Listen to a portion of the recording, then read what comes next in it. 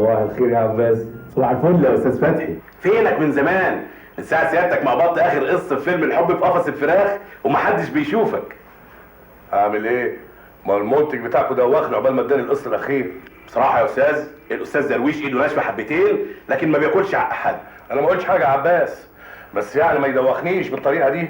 ده قعدني شهر رايح جاي رايح جاي رايح جاي، يقول لي بكره. طب ايه رايك في بعده؟ طب خليها بكره، بعده بكره، لما خلاني صرفت القسط الاخير كله على المواصلات. ونسيت تديني الحلاوة. اديله خبر اني وصلت. دقيقة واحدة يا بيه. يعني خلاص مش مختلفين؟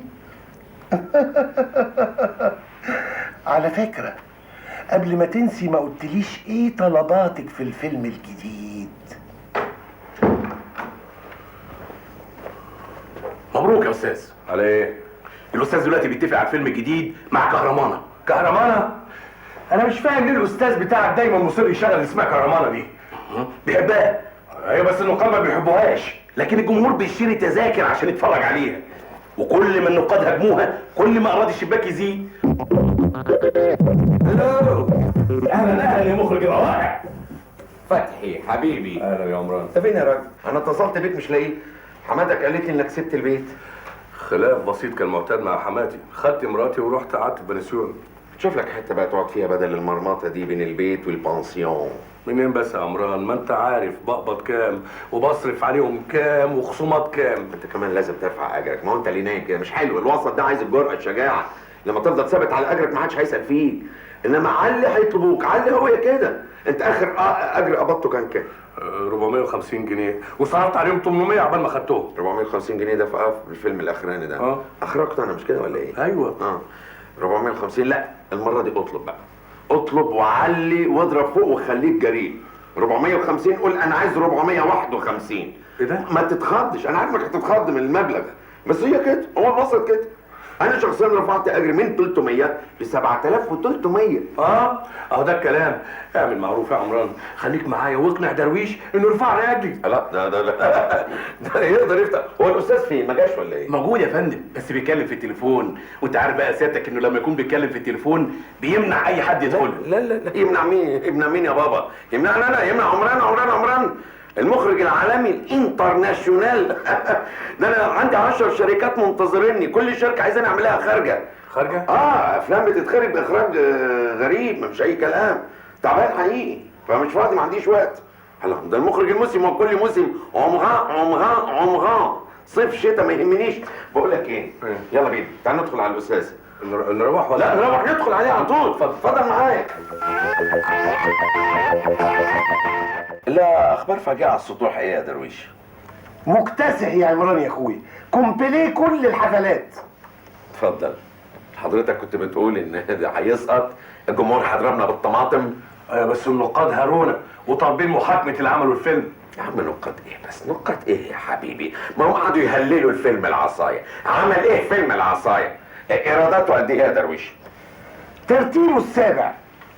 تصور يا عمران يا اخويا، المنتج من تاني اسبوع وهو عمال يشتري في تذاكر عشان السينما ما تشيلش الفيلم.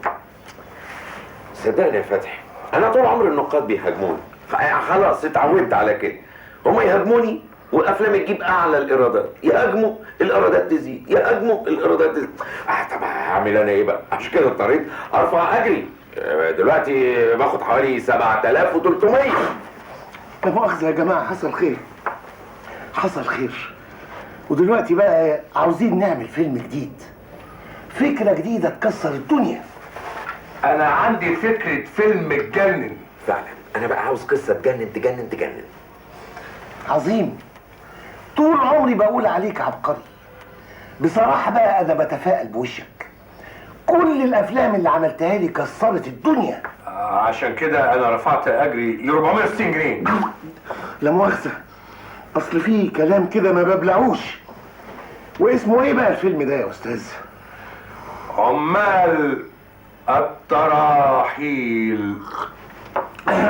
لا مؤاخذة. هو الاسم فعلا مش حلو. انا هشوف اسمي يشد الجماهير، اسم سينمائي.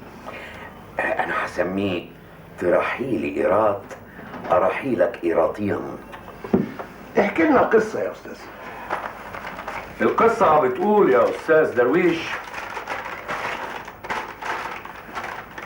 هي عبارة عن قصة كفاح عمال التراحيل من أجل بحثهم عن القوت وصراعهم مع الحياة.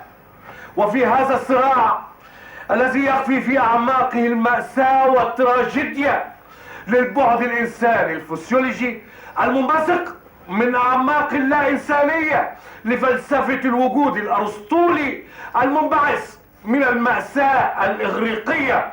باختصار يا أستاذ درويش، فيلم يحمل موضوع إنساني هادف. يبقى هيسقط. انا ما اتعودتش اعمل افلام هادفه. يا أستاذ درويش، ده فيلم يدخل مهرجانات ويفوز بجوائز.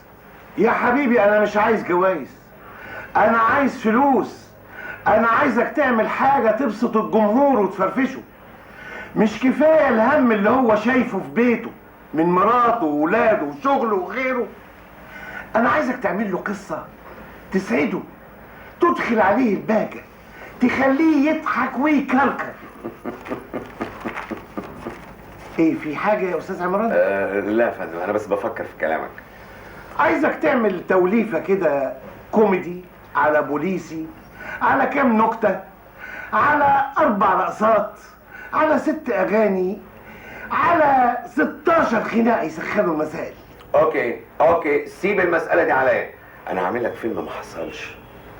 البركه فيك يا عمران يا اخويا، بس لازم تفهم ان انا مستعجل جدا وعايز اصور بعد 2 أسبوع بالكتير.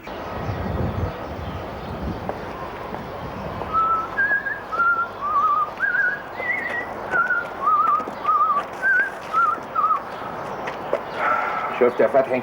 شفت ربنا فرج علينا ازاي؟ حق يا عمران، الحمد لله والشكر لله. ده انا من امبارح انا ومراتي قاعدين حاطين ايدينا على خدنا بعد ما سبت شقه حماتي، وعمالين نقول هنسدد البنسيون منين، هناكل ونشرب منين. هو جال كرم من عند ربنا مره واحده، جالك فيلم وخدت عربون كمان. ايوه بس شفت بقى؟ شفت وشي حلو عليك ازاي؟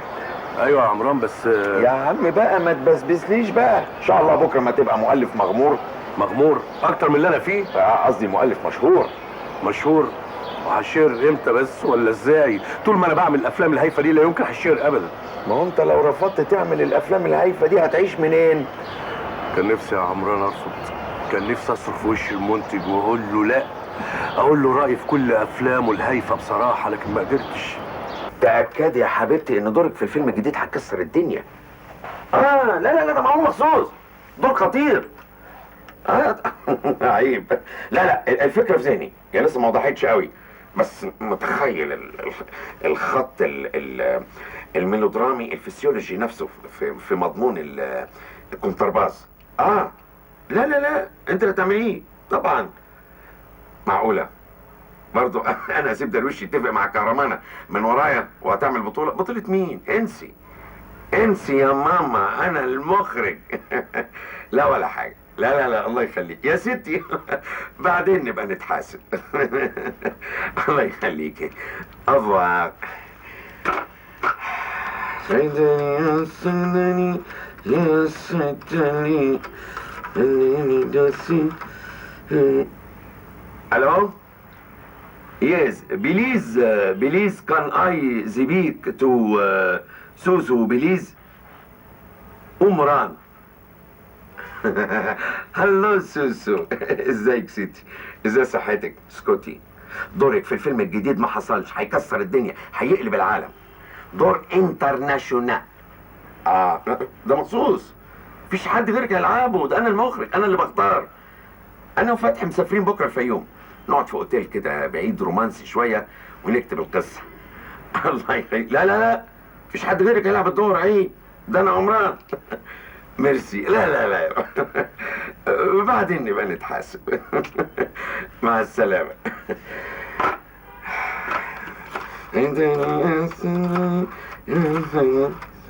هلو كاتانيلا. دورك في الفيلم الجديد يجنن. لا اطمني يا حياتي، الدور بيتكتب لك، يعني بيتكتب لك وانا بشرف عليه بنفسي. يا سمسمة يا حبيبتي صدقيني. يا ستي ان ما عجبكيش الكلام نغيره من اول وجديد. لا كله الا الدموع. تعرفي يا روحي ساعة دموعك ما بتسيل بتسيح كل محفظتي. لا انا هكلم الفيوم فورا واطمن على السيناريو، ما يكونش عندك اي فكر. طبعا يا روح هتصل بيكي تاني. مع السلامة. مع السلامة يا حياتي. عمران دي بعيدة قوي، الواحد لو احتاج حاجة مش هيلاقيها في اللوكاندا، هيطخ مشوار للبلد. يا عم تلاقيهم عاملين حسابهم اللوكندات اللي زي دي تلاقي فيها من الابره للصاروخ. اللوكندات دي سوبر. انا مره لما رحت بومباي في استراليا. مين ده؟ فين؟ رحت فين؟ انا؟ ما رحتش. امال بتقول رحت بومباي في مين اللي قال؟ انت بتلخبط البلاد في بعض يا عمران، يعني معروف كفايه المشوار اللي احنا جايين. خلاص انتهينا. هي بومباي فين؟ في طشقان. افتكر كده.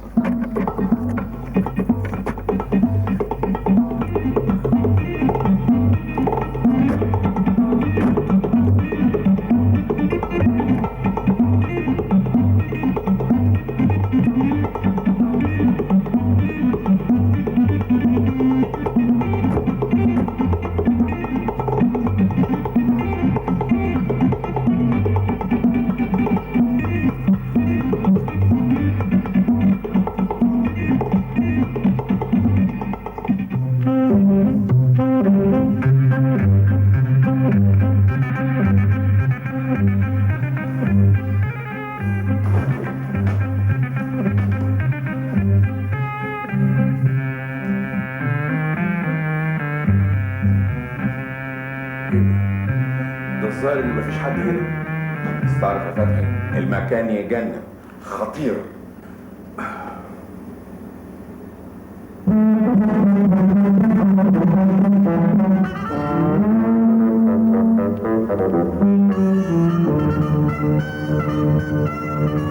السلام عليكم. السلام عليكم. من هنا لبكره مش هيرد عليك. ليه؟ ده تمثال يا جدع. تمثال؟ كل الاوتيلات القديمه دي. انا لما كنت في بنجلاديش كنت يا عمران بنجلاديش ولا وقته. خلاص بس دايما كل الاوتيلات القديمه تلاقي تمثال في وشك على طول. تمثال اهو. تمثال. وخام ده؟ تمثال تاريخي بتاع اهو. شوف الصدى. بتاع ارعنوف. انا اصلا درست الحاجات دي. موسيقار ارعنوف. لان انا لما كنت في بنسلفانيا.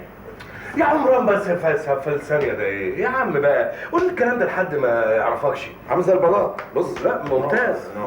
من اجود انواع الرخام، عارف؟ ايه في ايه؟ ده بيشاور على الباب.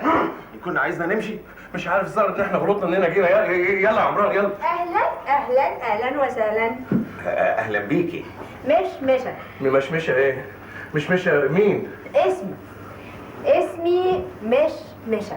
وحضرتك بتشتغلي هنا؟ اي خدمة يا فندم؟ اوضتين. اوكي. انتوا حاجزين؟ لا يا فندم. اسف. يعني ايه؟ اصل اللوكاندا بتاعتنا كومبليت محجوزة كلها، زحمة موت. الحجز قبلها لازم يكون ب7 8 سنين على الاقل. ايه ده؟ يعني كان لازم نحجز واحنا عيال. لوكاندة النجوم الزرقاء عالمية. السواح بيجولنا من كل مكان علشان يستمتعوا بالمناظر الجميلة والهواء العليل، ويشوفوا الشمس وهي بتشرق والقمر وهو بيغرب والغزلان وهي بتلف حوالين اللوكاندا والديابة وهي بتعوي بالليل. شيء يجنن طبعا، يجنن. هو فعلا يجنن. يلا يا عمران يلا يا حبيبي. يعني ما نلاقيش اوضتين؟ عمران لا طبعا في. صحيح؟ طبعا في اوضتين هيفضوا بعد 7 اشهر. تحب احجزهم لحضرتك؟ لا متشكرين، يلا بينا بقى. سارة، ان المكان ده هنا انا كان ممكن اعمل فيلم ما حصلش في التسعينات. فيلم؟ هو حضرتك عمران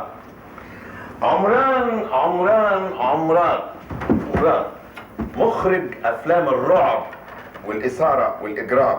مش ممكن. انا مش مصدقه عينيا. الاستاذ عمران واقف قدامي بشحمه ولحمه. انت تعرفيني؟ هعرفك. ده يا استاذ مفيش فيلم حضرتك عملته الا لما اشوف. مفيش خبر كتب عليك في الجورنال الا لما قصيته وشلته. مفيش صوره اتنشرت لك الا لما قطعتها من كتر ما بصيت عليها. ده انا من اشد المعجبين بيك يا استاذ. فتحي يا زلمه. بتشتغل ايه؟ انا السيناريست اللي بيكتب كل افلام الاستاذ. طيب اهلا وسهلا. يا سلام يا استاذ، انا محظوظه جدا جدا جدا. انا اصلي بموت في التمثيل، انا موهبه متفجره. طب ما خلاص بقى، هتفضلي كاتمه الزناد؟ ما تخليها تنفجر. عشان تشوف لنا اوضه حلوه كده وانا اللي هكتشف. يا سلام، بس كده عينيا. ثانيه واحده. سعد، خد المفتاح ده وخد شنطه البهوات وطلعها اوضه 203.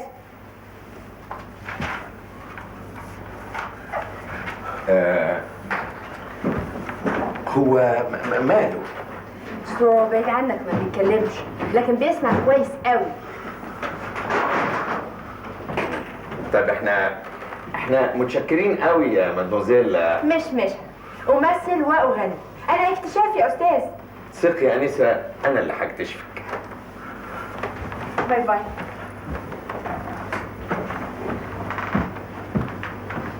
ايه ده؟ مين دول؟ ده الاستاذ عمران مخرج افلام الرعب والاجرام، ومعاه المؤلف بتاعه. مش منبه عليك مش عايزين زباين؟ ما تقبليش زباين؟ الله، طب امال فاتحينها لوكاندا ليه لما كل زبون يجي عايزنا نطفشه؟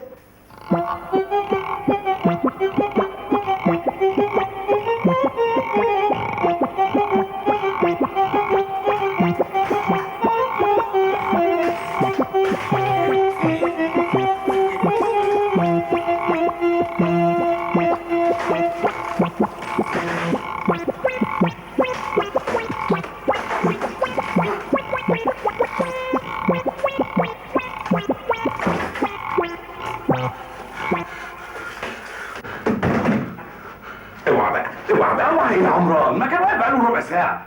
هو اللي مشي. على فكرة الراجل ده يعني بتخوف وشكله زي ما يكون قتل قتل. بس تيب يجنن. شفت الواد شكله طويل قد ايه؟ شفت شعره؟ خطير. ده من نوع شعر اللي ما يبانش تلاقيه هوا. يا سلام لو واحد زي ده معايا، هنعمل بيه دور يكسر الدنيا، فرانكنشتاين السينما المصريه. شفت البت كانت هتتجنن عليا زي ما عرفت ان انا عمران صوتت. يا اخي انا لازم ارفع اجر بجد. ده المعجبين بيا اكتر من المعجبين بتوع نجوم السينما. نجوم مين يابا؟ انا لما كنت في مرميكا. مين ده؟ انت امريكا؟ يا عمران قول الكلام ده لحد ما يعرفكش. امريكا ايه بس؟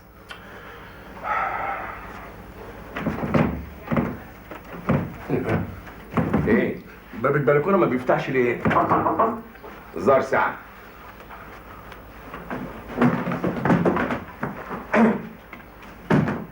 صباح الخيرات. يا صباح الإشراقات. عصمة الديك، مدير لوكندة النجوم الزرقاء. أهلا بالنجوم الزرقاء. أهلا بك ومرحبا بك في لوكندتك. أنا جاي أرحب بيكم وأشرف على راحتكم. السلام، الراجل بنفسه جاي يرحب بينا. إيه الحلاوة دي؟ استنى يا عمران، باب البلكونه ما بيفتحش ليه؟ لو سمحت. ايه؟ اكتب البيانات اللي عند حضرتك. إيه يا جدع أنت ملبوخ ليه؟ اكتب، أنا أخرج بس، أنت المؤلف تكتب. ألف أسامينا. إيه يا فتحي؟ ايه مش بتقول اكتب؟ اكتب. طيب. الله.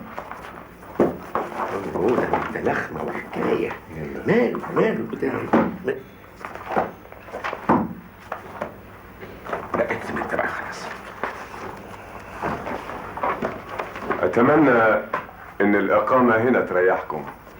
يا سلام، واضح ان الاقامه هنا فعلا عظيمه. انا مش فاهم ازاي احنا ما فكرناش نيجي الاوتيل ده قبل كده. لوكندة النجوم الزرقاء من أحدث اللوكندات. ايركونديشن، مياه سخنة، مياه ساقعة، صيف وشتاء، تليفون، تيلكس، خدمة ممتازة. احنا هدفنا هو راحة الزبن والعمل على السعادة وراحته طوال فترة إقامته هنا. اتفضل. شكرا. شوف البيانات كده مظبوطة.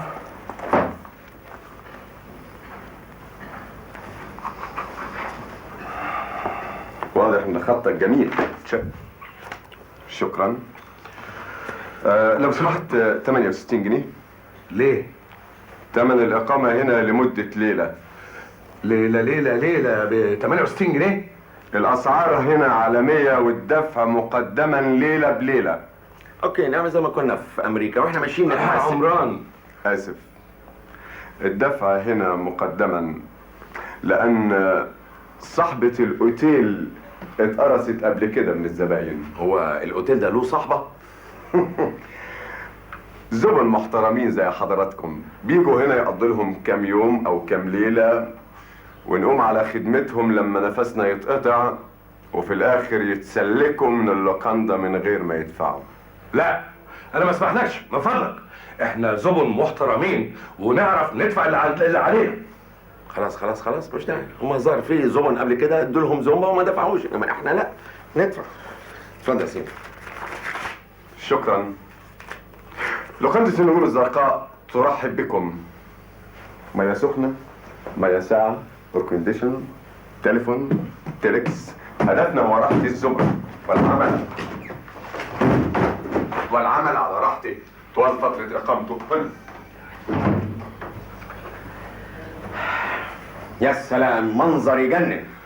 ولا يجنن ولا حاجه. بقول لك ايه، انا هخش اخد حمام عشان افوق، عشان نبتدي بقى نكتب. مفيش وقت. انا حاسس ان هخرج اعظم قصه فيلم سينمائي اتعمل في العشرينات. هيبقى اعظم فيلم منين بس يا عمران وانت اللي هتخرجه؟ انا اللي هخرجه.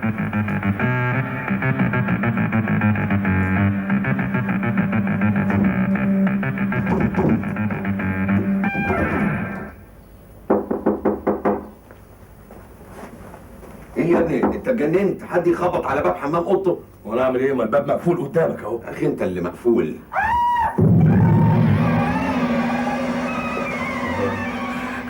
انت سمعت اللي انا سمعته؟ تهيألي. طب ده معناه ايه؟ معناه ان في حمام اوضتنا واحده ست. واحده ست؟ استغفر الله العظيم من كل ذنب عظيم. ايه اللي بيحصل ده؟ هي عايزه اتاكد. تتاكد من ايه بس؟ انت رايح فين؟ مش انت اللي بتقول الباب مقفول؟ انا ما قلتش، الباب كان مقفول فعلا قدامك. طب خلاص اهدى كده وتعالى ورايا. شفت يا عمران؟ هو البانيو لسه مليان ميه اهو. يعني ايه؟ يعني في حد كان في الحمام دلوقتي. يا راجل دي تهيؤات. طب والصوت اللي سمعناه؟ تهيؤات؟ طب والميه اللي مفتوحه في البانيو دي؟ تلاقيهم بس نسوا يفضوا البانيو. خلاص. طب ايه ده؟ ده باب. يعني في باب تاني بيفتح على حمامنا. ايه يعني ممكن اقعد ادخل وانت قاعد بتستحمى؟ طب يا راجل دي تهيؤات. دي تهيؤات؟ تهيؤات. يلا بس يلا. انا شخصيا مش هستحمى.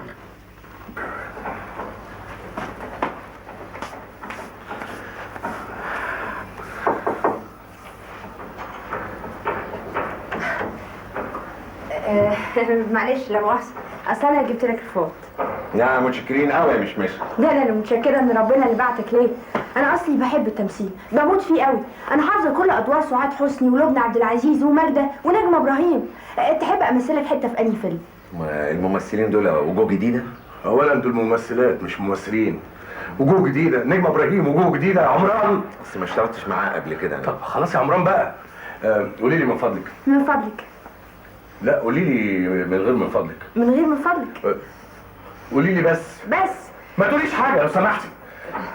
هو الحمام بتاعنا ليه باب تاني ليه؟ اصله حمام مشترك. مشترك؟ ايوه، مع نزيل رقم 202. هو 202 ده يطلع ايه؟ نشوى الحنش، ما سمعتوش عنها؟ حنش؟ لا ما سمعتش. ازاي بقى؟ دي رسامه مشهوره جدا، دي تقريبا ساكنه هنا، بقالها مده طويله قوي عندنا. بتقول المكان هنا بيوحيلها بافكار عظيمه. على العموم لو عوزتوا اي حاجه دقوا الجرس، هتلاقوني بقول لكم شبيكوا لبيكوا مشمشه بين ايديكم. على اذنكم. اتفضلي.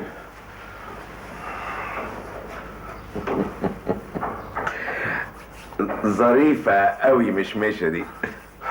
ايوه ظريفة، بس اللي مش ظريف الحمام. حاجة تكسف يا اخي.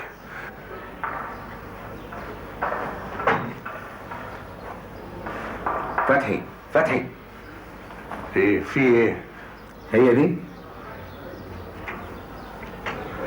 لا التانية اطول. يا سلام، ايه الجمال ده يا اخي. اللوكاندا دي مالقه بجمال على فكره. بقول لك ايه، انا هسبقك على الجنينه وهات انت الاوراق وحصلني على بال ما امل عيني من الجمال ده. انا حاسس زي ما كنت في بنجلاديش. يو عمران انا تعبان دلوقتي. بالليل. استنى خدني معاك. غصب عني سكنوا. يا فندم مش ما عرفتش تتصرف. اصلها مجنونه وغاويه يا فندم. لما عرفت ان هم بتوع السينما افتكرتهم هيشغلوها معاهم. ايوه يا فندم. لا طمن، انا باخد منهم الايجار مقدم اول باول، حتى هم لغايه دلوقتي ما خرجوش من اوضتهم. ايوه واحد منهم خرج دلوقتي. لا انا هراقبه كويس قوي. هلو عمران. عايز ايه؟ مخرج افلام الرعب والاثاره والاجرام والقتل. انا مش فاهم الناس لما بتشوفني بتخاف ليه. انا مرعب يا انسه على الشاشه، انما انا في الطبيعه كالحمل الوديع. الله، اي حاجه تصرخي. طب هي صرخت ليه؟ في حد يصرخ كده؟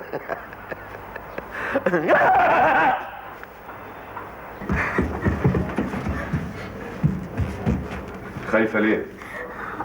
اصله جاب لي سيره القتل. خايف عليها. ايه الحكايه النهارده؟ مفيش غير سونيا. انت ايه حكايتك يا محسن؟ هنغير يا جميل. انا مش قادره افهم، واحده مانيكان زيي ملكه ازياء تقف واحد زيك انت ازاي؟ واحد زيك انت؟ ايه مش قد المقام ولا مش قد المقام؟ لا يا هاني، لازم تعرفي اذا كنت انت ملكه ازياء محسوبك امبراطور الابايب. اسمع، انا عايزك تشوف لي فكره تهوس، تجنن، تشيب، تخلي الناس قاعده في الصاله هتشد في شعرها، هتتجنن مرعوبه من اول الفيلم لاخره، قاعدين في الصاله ولا كلمه، ولا مش عايز اسمع نفس في الصاله. الناس قاعده هتتجنن. فيلم مثير مرعب، رعب، اثاره، قتل، اجرام، ضحك، غناء، رقص، فرفشه. انا جعان وانا كمان.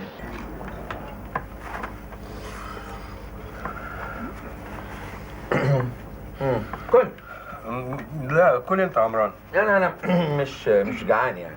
انا كمان مش جعان. يا راجل انا ممكن استعمل بس انت هتكتب وتالف قدامك شغل. لا معلش كل انت وبعدين. ليه؟ اهلا.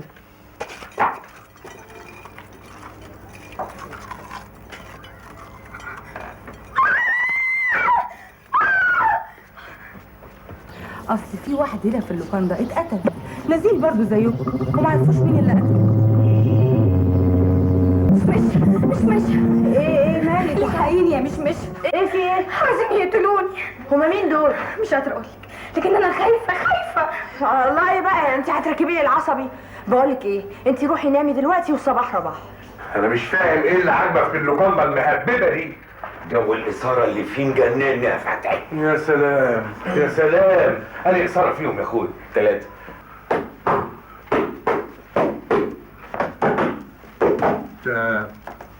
تعمل ايه؟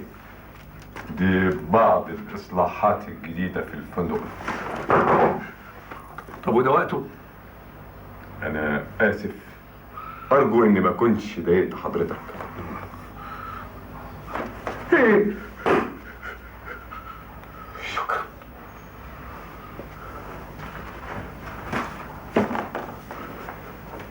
انا مش فاهم مين ولا مين هيعملوا الدور. ما حضرتك يا درويش بيه السبب. نعم. لا مؤاخذه ما تزعلش مني، مش حضرتك اللي معشم يجي 10 لغايه دلوقتي بالدور؟ وهو فين الدور يا حسن اللي ما حد شافه وشهم لحد دلوقتي؟ هما مين؟ هيكون مين غير ريا وسكينه؟ ريا وسكينه؟ قصدي فتحي وعمران. عمران ايه يا فتحي في ايه؟ عاوزه تموتني. وماله يا اخي، ما تسيبها تموتك. حد يكره موته حلوه بالشكل ده؟ ايه ده؟ ايه ده؟ لا دي الظاهر اعصابها تعبانه شويه. انا اللي اعصابي تعبانه، طول الليل عمال اسمع صريخ وضرب نار وغوريلا بتشاور لي. يا جدع غوريلا ايه؟ انت كمان اعصابك تعبانه. صدقني يا عمران، صدقني انا مش هيدالي بال ولا يجري لي قلم على ورق الا لما اسيب اللوكاندا دي. سيب اللوكاندا دي هنا اللي هخرج فيها اعظم فيلم في حياتي. انا عارضة ازياء. وانا اقول القوام الجميل ده سببه ايه؟ اكيد عارضة ازياء. مش عايزه تمثلي؟ عرض عليا امثل كتير انما جوزي رفض. انت متجوزه؟ ايوه. تعرف لو شافني قاعده معاك يعمل ايه؟ يعمل ايه؟ اخنوق. خنوق. انت صوتك تخن ليه؟ مش كده يا محسن؟ محسن مين؟ جوزي. اشهد ان لا اله الا الله. مش كده يا محسن؟ مين ده؟ عمران يا فندم. عمران مخرج افلام الرعب والاثاره والاجرام. اكيد ساعتك شفتني في فيلم سلم فوق الحلزون. لا. ولا فيلم نقطه نقطه يا سلام سلم. لا. يبقى انت ساعتك شفت بقى الهروب الكبير. انا اتاكدت انهم مش بوليس. لما هم مش بوليس ايه اللي جابهم؟ الصدفة. انا خايف الصدفة دي تودينا كلنا في داهية. اطمن، انا عامل حساب كل شيء. هينكشف سرنا. انت عارف كويس مصير اللي يكشف سرنا. طب غور بقى من وشي، مش عايز منك حاجة ابدا.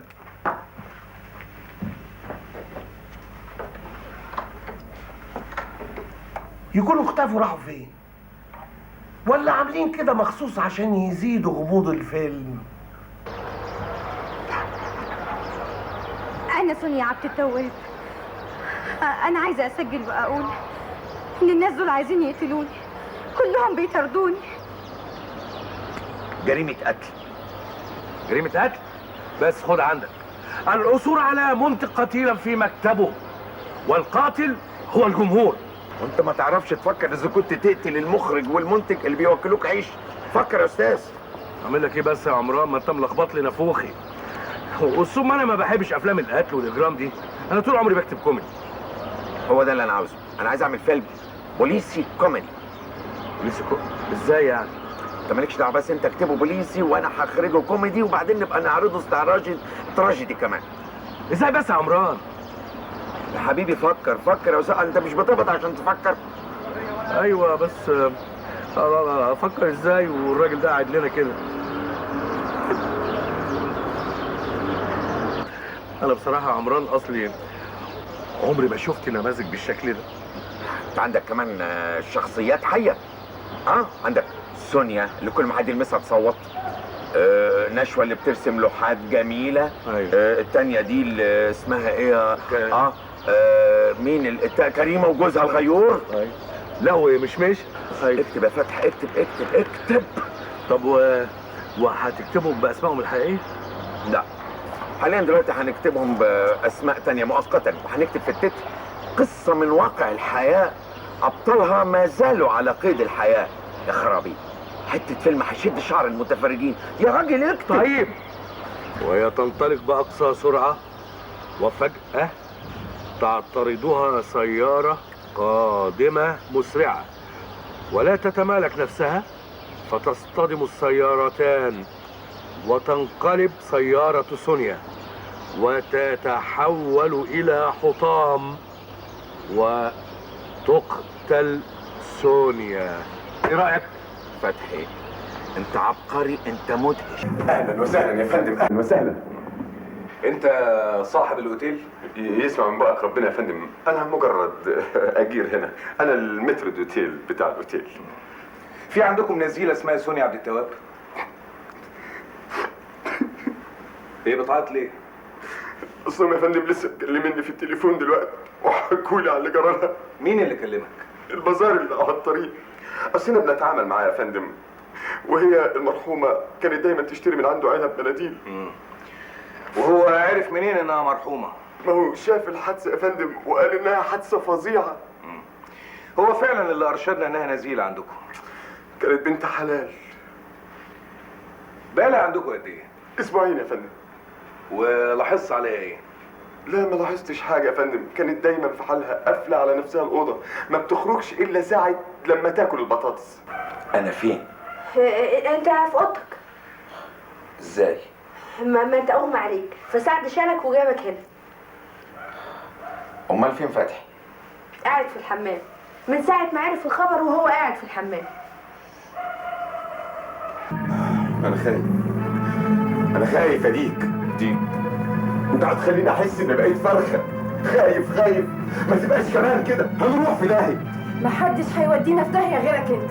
احنا يا فندم ملناش اي صله بالقتيله خالص يا فندم. ما نعرفهاش يا فندم. امال ليه اديتها مفاتيح العربيه؟ هي يا فندم لجأت لي، كانت محتاجه قوي للعربيه عشان تروح بيها المشوار ده، وكانت في حاله رعب وخوف وتوتر غريب يعني. وطبعا سعادتك عارف ان احنا في منطقه نائيه، اي بعيد عن العمران. العمران السكن مش هنا. قالت لكم فعلا ان دي مساله حياه او موت؟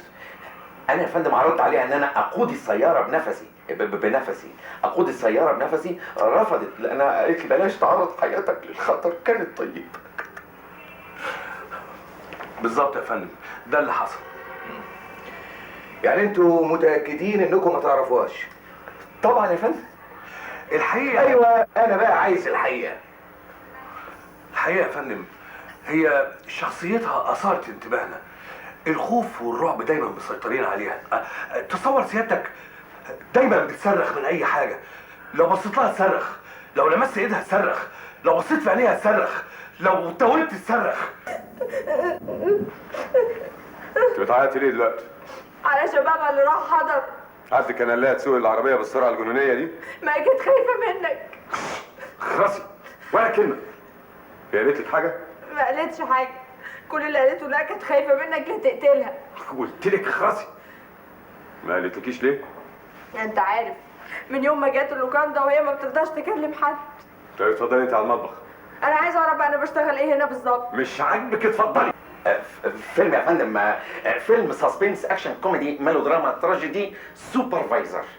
هو يا فندم الاستاذ عمران فكر في بدايه مثيره للفيلم. حاجه كده يا فندم تشد شعر الجماهير. تصور سعادتك الفيلم بيبتدي سونيا خارجه مفزوعه، تركب عربيتها. ايه ده؟ اشتغل انت احكي بس انا بجسد المنظر بالظبط. طيب سونيا يا فندم خارجه مفزوعه، تركب العربيه، بتمشي باقصى سرعه، ما تاخدش بالها من لوري وهو جاي، هوب تعمل الحادثه، العربيه تتقلب بيها وتتحرق جواها. وانت عرفت منين بقى انها اتحرقت جوه العربيه؟ الله، ما انا اللي كاتب الكلام ده يا فندم، خيال بقى. خيال. انما مش غريبه ان سونيا تقعد في لوكاندا مهجوره بالشكل ده. والله يا فندم احنا ما بنسالش الزبون جاي يقعد ليه او عشان ايه. مش قادر اصدق، مش ممكن كل اللي فكرنا فيه يحصل فعلا. تصور يا فتحي، انا ابتديت احس فعلا انك عبقري. ايوه بس كل اللي انا كاتبه حصل فعلا. طبعا ده دليل على ان احنا ماشيين في الطريق السليم لفيلم هيهز مشاعر الجماهير. مشاعر الجماهير؟ ما كفايه علينا شعر الجمهور. الموقف بقى صعب جدا. البوليس وصل للاوتيل وحققوا مع بتوع السينما. المفتش قال انه راجع تاني. انا اخاف ازاي واناديك؟ ايوه يا استاذ عمران، انت فين يا اخي؟ انت مش قلت لي هتتصل بيا من الفيوم وتقول لي انت نازل في انهي لوكاندا؟ ده انا اتصلت بكل لوكاندات الفيوم، قالوا لي انك ما نزلتش عندهم. اصلها يا فندم خرابه جديده اسمها، قصدي لوكاندا جديده يا فندم اسمها لوكاندا النجوم الزرقاء.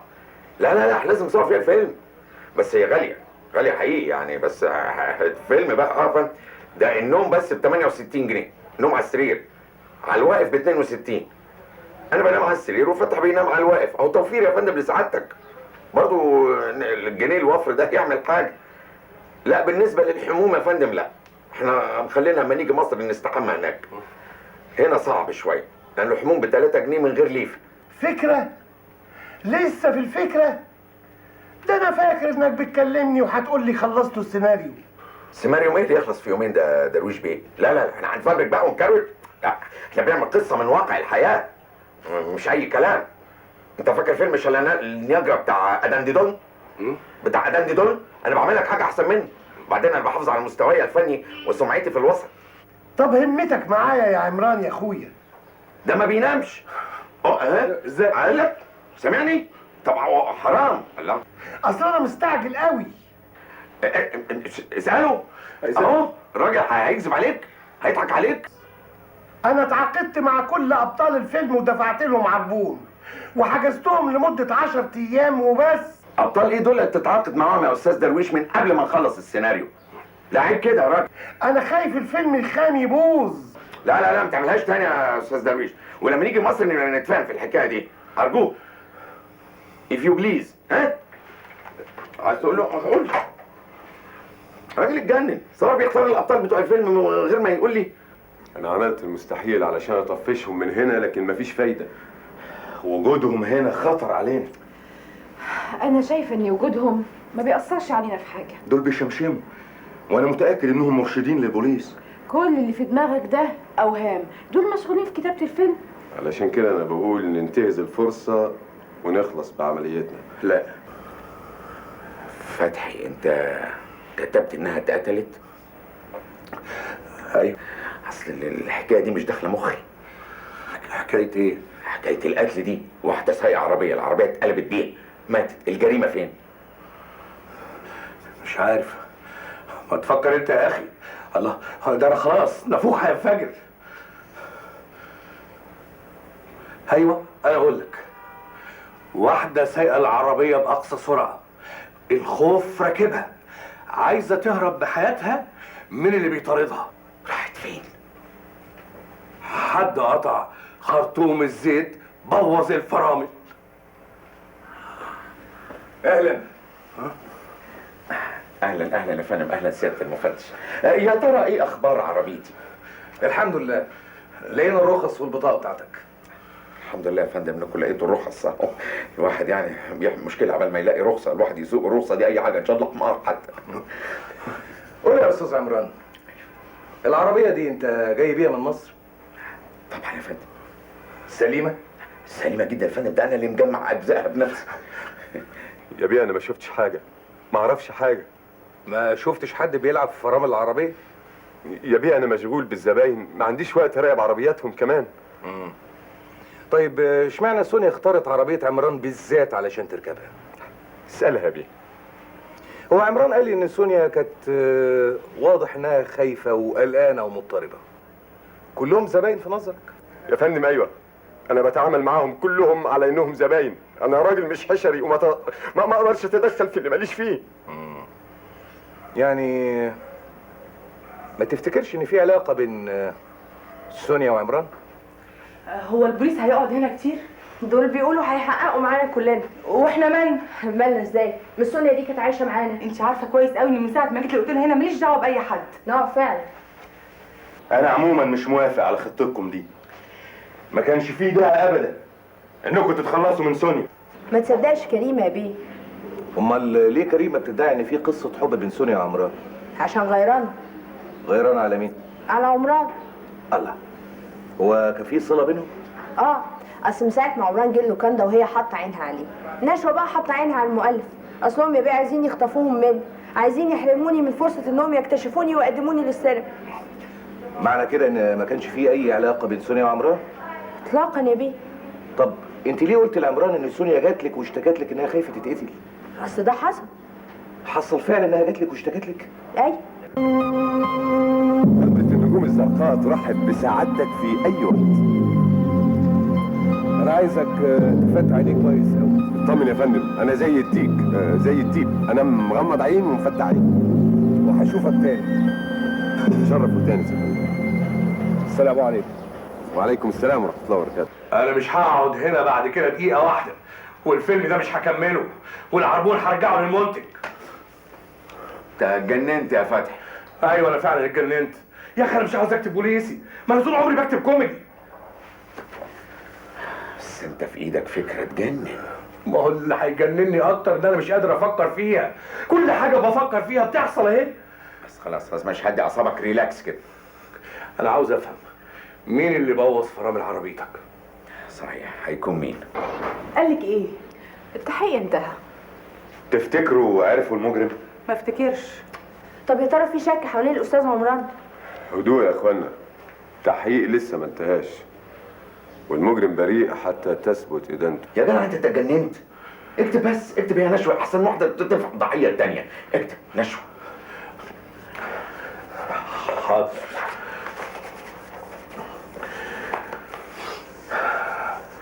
تدخل نشوى إلى حجرتها وتفاجأ بطلق ناري فتصرخ وتسقط على الأرض.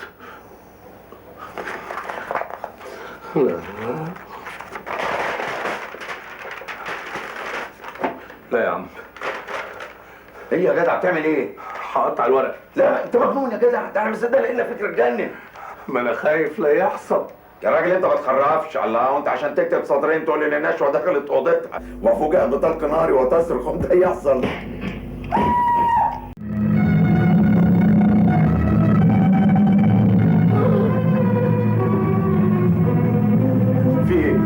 سمعت صرخة وسمعت صوت رصاص.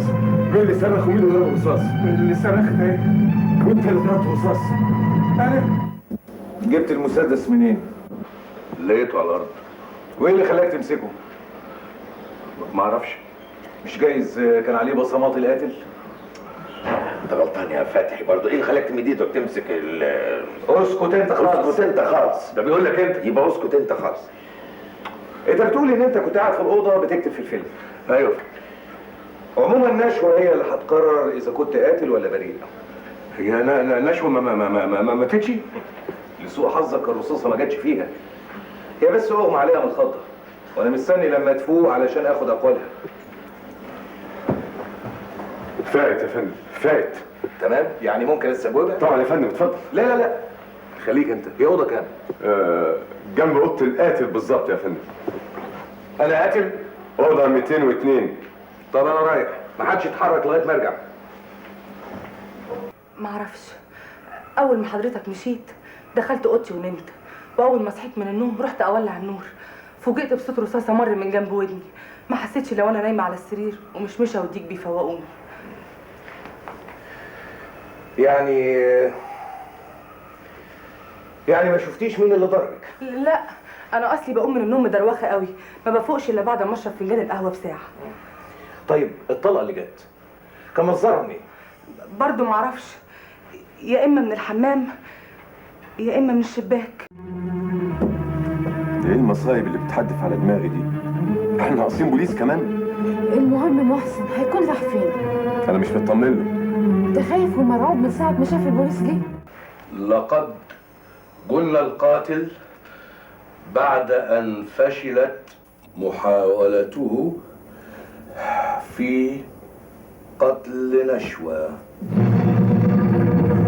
وصمم أن يضرب ضربته القاضية، وأخذ يبحث عن الضحية.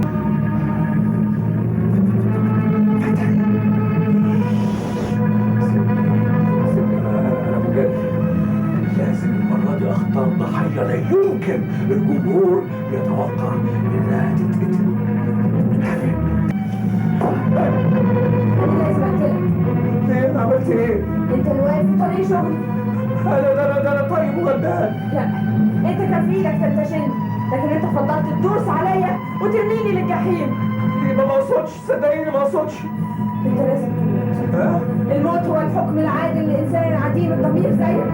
فلتمت ولتحيا فرنسا. ايه ده بقى يا اختي؟ ها؟ دي مسرحيه لويس الحادي عشر، لقيتها في المخزن وعجبني الدور جدا، فقلت اجي امثله لكم علشان تعرفوا ان انا موهوبه، بس محتاجه اللي يكتشفني. انت؟ طبعا اكيد هيقتلوني علشان شهدت عليهم. وانت منين متاكد قوي كده انهم هم اللي قتلوا؟ امال هيكون مين غيرهم؟ من ساعه ما جم هنا والمصايب نازله تتحدف على دماغي. يعني لو كنت شهدت عليهم كان زماننا خلصنا منهم وما بقيناش خايفين دلوقتي. بس انا مش متاكده ان فتحي هو اللي ضرب الرصاص. امال هيكون مين غيره؟ برافو يا فتحي، هايل. بس تفتكر مين الضحيه؟ لا يا عم، انا ماليش دعوه. ازاي؟ بعدين حد يتقتل ولا حاجه. ما تبقاش جبان بقى. بس يا عمران هنفضل نقتل في الناس كده من غير سبب؟ فعلا لازم يكون في حادثه مثيره تخلي الجماهير تشد شعرها. يا حبيبي ما ترحم شعر الجماهير شويه. لنفترض ان سر القاتل ده حب واحد من العصابه يكشفه. عصابه ايه؟ طبعا هو القاتل لازم يكون عنده عصابه. هو احنا هنعمل عصابه في الفيلم؟ يعني هعمل فيلم بوليسي ما فيهوش عصابه ازاي؟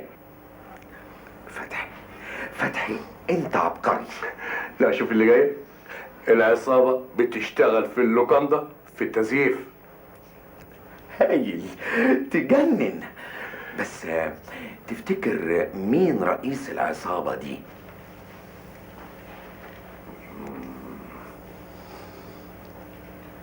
محسن.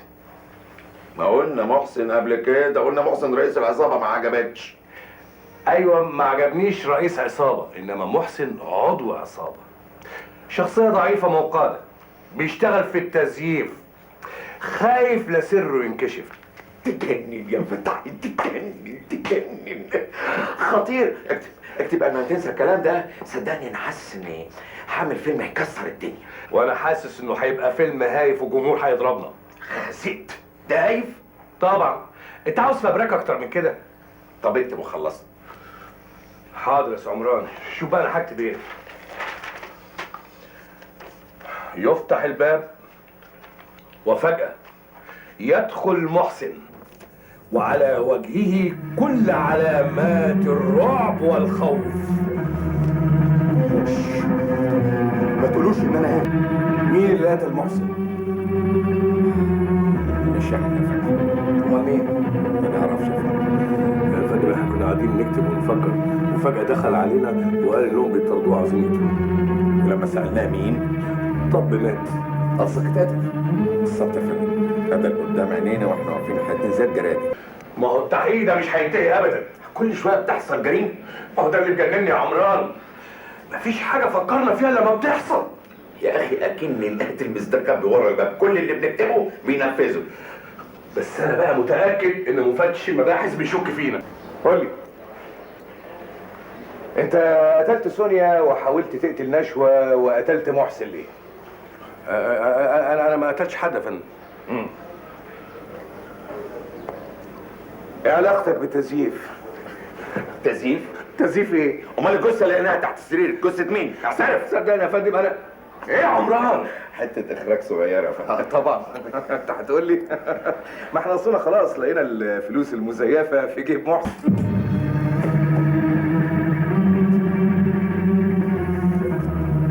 يا نهار مش فايق.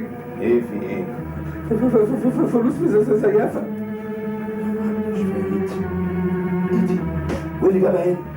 مش مهم ايه اللي جابها، المهم ازاي نتخلص منها. ازاي نتخلص منها؟ طب الحقيقة طب الشنطه دي طب يا بسرعه احسن لو المفتش شاف هيبقى نهارنا مش رايق.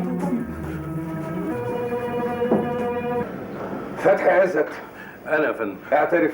يا فندم صدقني انا قلت لسيادتك الحقيقه. مين اللي قتل كريمه؟ ما اعرفش. مين اللي جاب شنطتك وحطها جنب الجثه؟ ما اعرفش يا فندم. سياده المفتش، اسمح لي يا فندم ابين نقطه فاتت على سعادتك.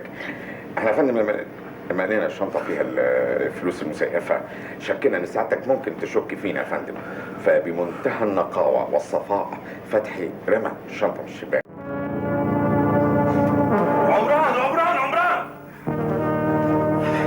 انا حاضر مع المتهم يا فندم. يلا بينا الظاهر عايزينك الحكم دلوقتي. يا عمران انا اللي بند عليك. خلاص يا عمران لقيت ايه؟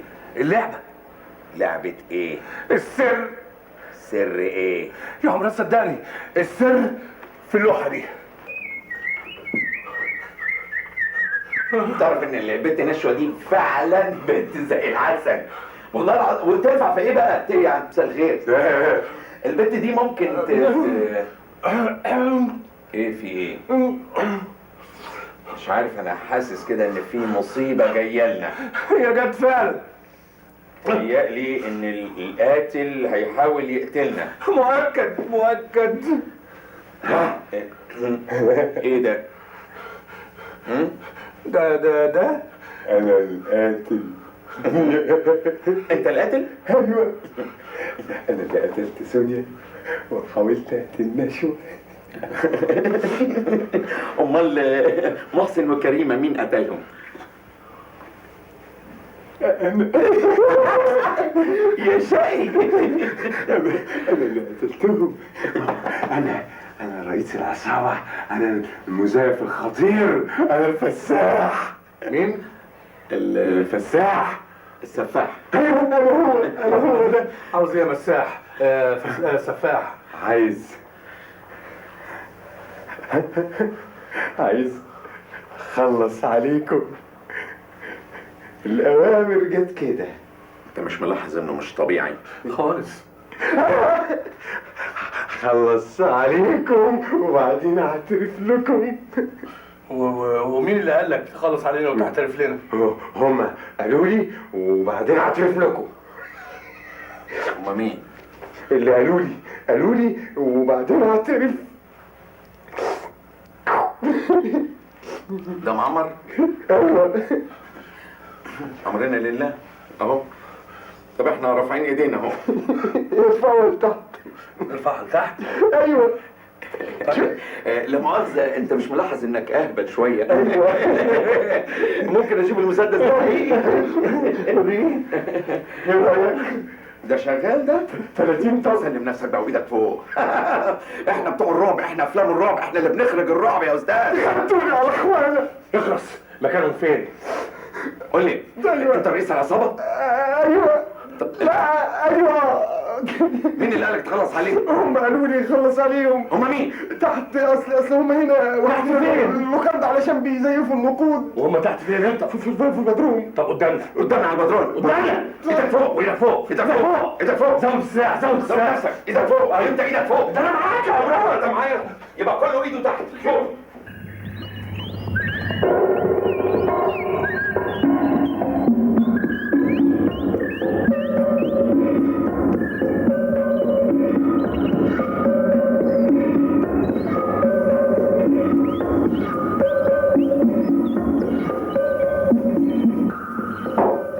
يا ولاد الأبلسة، عدة التزييف، الورق اللي بيطبعوا بيه، الفلوس، كل حاجة موجودة.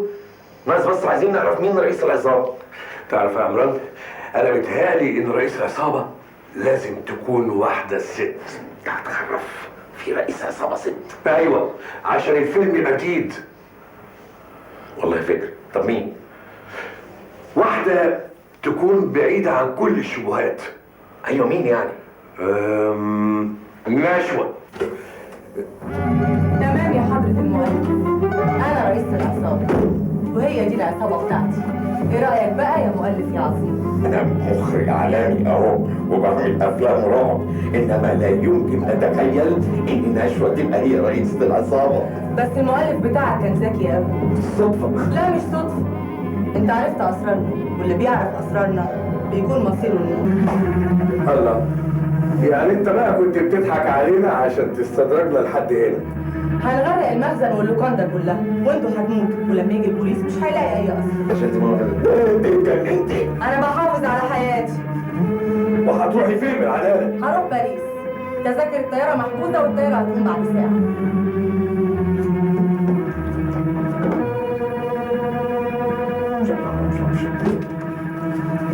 لوكاندا محاصرة من كل حتة، محدش يتحرك. مش انت اللي انقذت حياتنا يا مشمشة. تعرف يا مشمشة، انا لما هخلص كتابة الفيلم هعملك مرشد البوليس. الله، ما هي مرشدة بوليس فعلا يا حضرة المؤلف. يجنن يجنن يجنن. يا فندم ده السيناريو هيكسر الدنيا، هيشد شعر المتفرجين. يوه، ما ترحم يا اخي شعر المتفرجين وارحمني. هنكتب في مقدمة الفيلم قصة من واقع الحياة. برضه ما حدش هيصدق، النقاد هيقولوا ان احنا فبركناها. يا حبيبي احنا بنعمل افلام للجمهور مش للنقاد. ايوه يا استاذ درويش، بس الفيلم كده ما فيهوش هدف. هو ايه حكايه الهدف دي؟ هو كل حاجه نعملها لازم اقول لي هدف لها مضمون؟ الله يا حبيبي، احنا عاملين فيلم جماهيري، فيلم شباك. انما ما قلتليش النهايه هتبقى ازاي. هي دي اللي راحت مننا. تصور يا فندم، فبركنا كل حاجه الا النهايه. ودي برضه تفوتني. ايه؟ المنتج اول ما تقدم له ميزانيه الفيلم من هنا يطب ساكت من هنا.